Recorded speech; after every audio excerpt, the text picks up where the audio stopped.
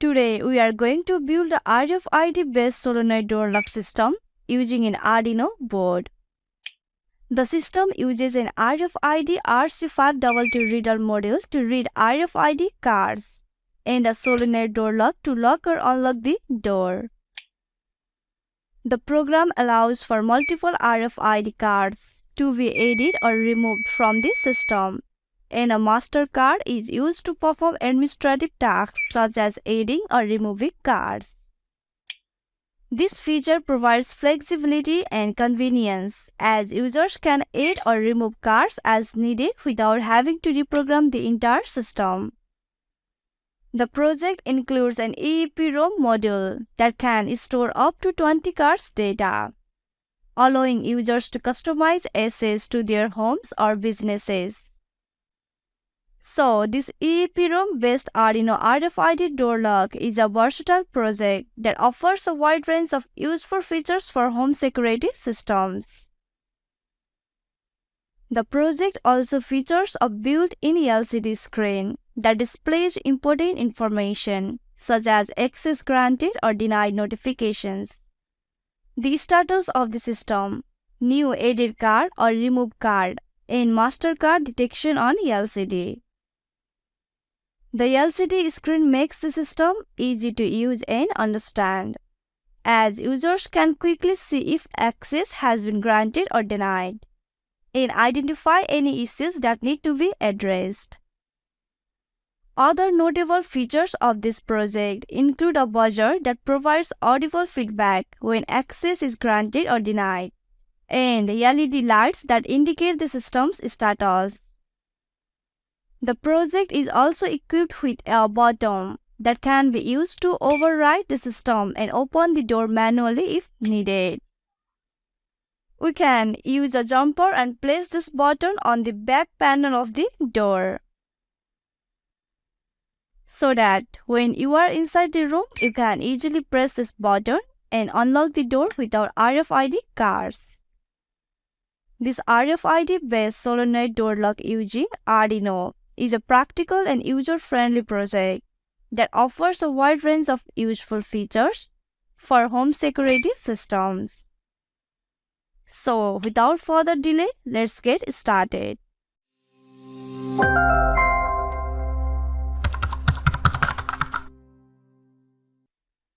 To build and test this project, you will need the following components: Arduino Nano or Arduino Uno,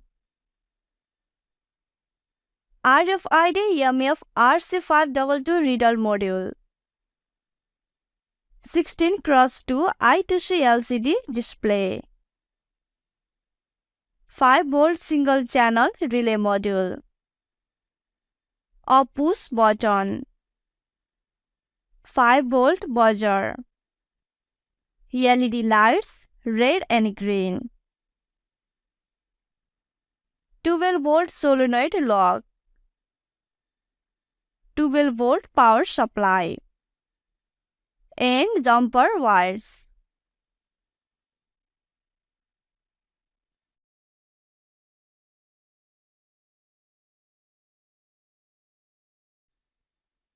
Here is the circuit connection diagram. First, connect the RFID EMF RC522 reader module to the Arduino board as follows: SDA pin of the reader to pin D10 of the Arduino,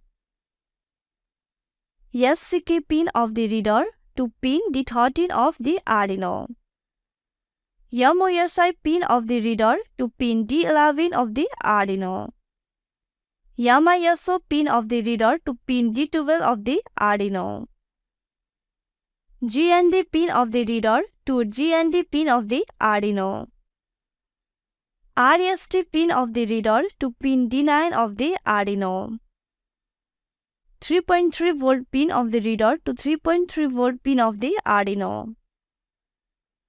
Now, connect the 16x2 I2C LCD display to the Arduino board as follows. Connect the SDA pin of the screen to A4 pin of the Arduino.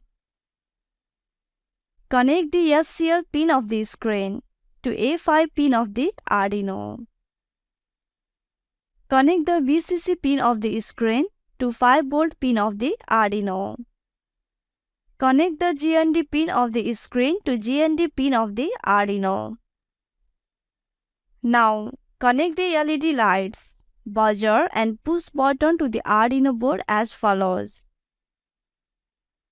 Connect the red LED to pin D4 of the Arduino. Connect the green LED to pin D5 of the Arduino. Connect the buzzer to pin D6 of the Arduino.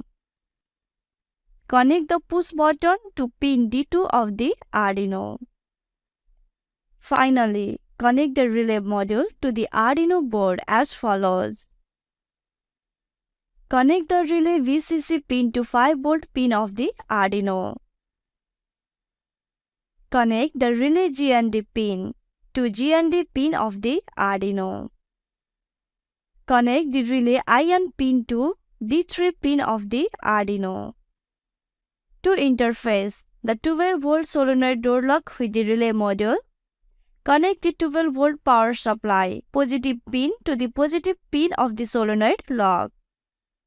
Then, connect the negative terminal of the power supply to the common pin on the relay module.